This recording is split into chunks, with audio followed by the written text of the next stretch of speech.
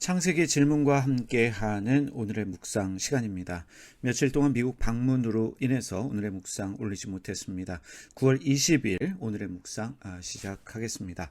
오늘 질문입니다. 왜 8명만 남게 하셨을까? 창세기 7장 21절에서 23절 말씀 함께 읽어보겠습니다. 땅 위에 움직이는 생물이 다 죽었으니 곧 새와 가축과 들짐승과 땅에 기는 모든 것과 모든 사람이라. 육체에 있어 그 코에 생명의 기운이 숨어있는 것은 다 죽었더라. 지면의 모든 생물을 쓸어버리시니 곧 사람과 가축과 기는 것과 공중의 새까지라. 이들은 땅에서 쓸어버림을 당하였으되 오직 노아와 그와 함께 방주에 있던 자들만 남았더라. 홍수 심판으로 방주에 들어간 짐승들 외에 땅 위에 있었던 움직이는 모든 생물들은 심판을 받아 죽습니다. 이 사실에 대해서 우리가 여러 가지 질문들을 할 수밖에 없습니다. 왜 동물들은 죽어야만 했는가? 무슨 죄 때문에 하나님의 심판을 받아 죽어야만 했을까? 질문할 수밖에 없겠지요. 이 바다에 사는 생물들은 어떻게 됐을까요? 분명 홍수 심판이 있었음에도 불구하고 바다에 살았기 때문에 살아남았음에 분명합니다. 그러면 왜 바다에 사는 생물들은 심판을 받지 않았을까? 질문이 생겨납니다. 이 홍수 심판으로 땅 위에 있던 사람들은 노아와 그의 가족들 8명을 제외하고는 모두 다 죽었습니다. 거기엔 어린아이들도 있었을 것입니다. 어린아이들이 심판받아 죽었고 심지어 뱃속에 있는 아이들도 심판받아 죽었음에 분명합니다. 어린아이들이 무슨 죄가 있어서 심판받아 죽었을까? 또 뱃속에 있는 아이들이 심판받아 죽은 일은 더 이해가 되지 않는 일입니다. 이러한 질문들에 대해서 답을 쉽게 찾을 수는 없습니다. 이러한 질문들도 중요하지만 성경이 우리에게 던지는 가장 중요한 질문이 있습니다. 이 질문을 할 수 있어야 합니다. 왜 하나님은 이 세상에 8명만 남게 하셨을까? 성경은요, 우리에게 질문을 하게 함으로 우리의 삶을 성찰하게 하고 삶에 대한 소망을 가지게 합니다. 홍수 심판으로 모두 죽었어요. 8명만 남았습니다. 그런데 여기에 중요한 사실은 그 8명은 하나님이 남기신 사람들입니다. 8명, 적은 숫자이지만 하나님께서는 그들을 통해 새로운 인류를 시작하셨습니다. 남은 8명이 희망이 아닙니다. 8명을 남겨두신 그 하나님이 우리의 희망입니다. 심판에서 살아남은 8명을 통해서 우리에게 말씀하시는 것은 우리에게는 아직 하나님께서 남겨두신 것이 있다는 것입니다. 인생은요, 홍수 심판과 다르지 않습니다. 홍수 심판과 같은 상황이 반복해서 우리에게 닥칩니다. 어떤 경우에는 모든 것이 다 사라지고 남은 것이 얼마 없는 경우도 있습니다. 주변에 있던 사람들이 떠나고 물질의 어려움도 겪습니다. 홍수 심판입니다. 그러나 어떤 상황과 환경에서도 완전하고 풍성한 새로운 시작이 가능합니다. 왜요? 하나님 때문에 가능합니다.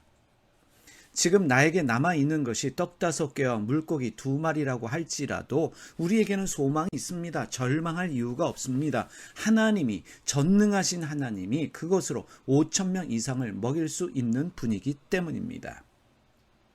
이 숫자 8이요. 고대 근동에서 숫자 8은 태양을 상징했고 유대인들에게는 이 8이라는 숫자가 긍정적인 숫자이며 완벽한 지혜를 뜻하는 숫자이기도 합니다. 이 숫자 8이 히브리어로 쉐모네입니다. 이 쉐모네가 가진 뜻은 완전을 뜻하는 숫자 7이 가진 그 이상의 완전함과 풍성함을 말하는 단어입니다. 그래서 성경에서 숫자 8은 하나님이 주신 완전함과 풍성함으로 시작하는 새로운 시작을 의미합니다. 그것이 숫자 8이 가진 의미와 상징입니다. 안식일 다음 날이 8일입니다. 말씀드린 대로 8일은 풍성함과 완전함으로 시작하는 새로운 날입니다. 아무 일도 하지 않고 쉬었던 안식일 다음 날이 어떻게 풍성함과 완전함으로 시작하는 날이 될 수 있습니까? 전능하신 하나님 때문입니다. 내가 가진 어떤 것 때문에, 내 능력 때문에 풍성함과 완전함의 새로운 날을 시작할 수 있는 것이 아니라 전능하신 하나님 때문에 완전하고 풍성한 새로운 날을 시작할 수 있습니다. 아이가 태어나면 8일째 할례를 행합니다. 예수님도 출생 후 8일째 할례를 받았습니다. 전능하신 하나님께 아이들을 맡깁니다. 아이들이 전능하신 하나님이 주시는 풍성함과 완전함으로 삶을 시작하기를 소망하며 할례를 행합니다. 그래서 8일째 할례를 받습니다. 다윗은요, 이새의 8번째 아들이었습니다. 그는 주목받지 못하는 8번째 막내 아들이었지만 이스라엘을 통일하고 새로운 이스라엘을 시작하는 왕이 되어집니다. 다윗의 능력일까요? 아니요. 전능하신 하나님의 능력입니다. 하나님은 다윗에게 풍성함과 완전함이 되셨기 때문에 그런 새로운 시작을 할 수 있었습니다. 이 숫자 8과 관련되어 주목해야 될 또 하나의 사건이 있습니다. 바로 예수님의 부활입니다. 예수님은 안식 후 첫날인 8일에 부활하셨습니다. 그 날이 우리가 주님의 날이라고 부르는 주일입니다. 죽었기 때문에, 죽어서 며칠이 지났기 때문에 절대로 살아날 수 없는 상황에서 부활의 기적이 일어났습니다. 그래서 주일은 은혜의 풍성함과 완전함으로 시작하는 새로운 생명의 날입니다. 부활의 기적은 사람의 능력이 아닙니다. 하나님의 능력입니다. 우리의 상황이 죽음의 상황이라고 할지라도 하나님은 우리에게 부활의 기적을 주십니다. 다 같이 함께 기도드리겠습니다.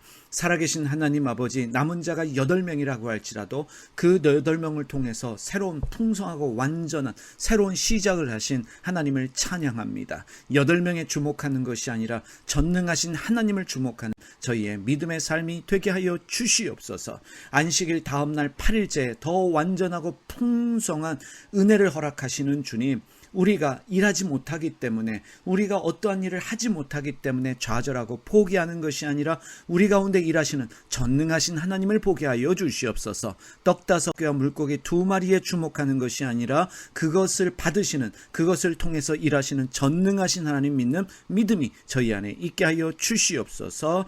죽음의 상황이라도 부활의 기적을 주시는 주님을 믿는 저희가 되게 하여 주시옵소서. 우리 주님 예수님의 이름으로 기도드립니다. 아멘.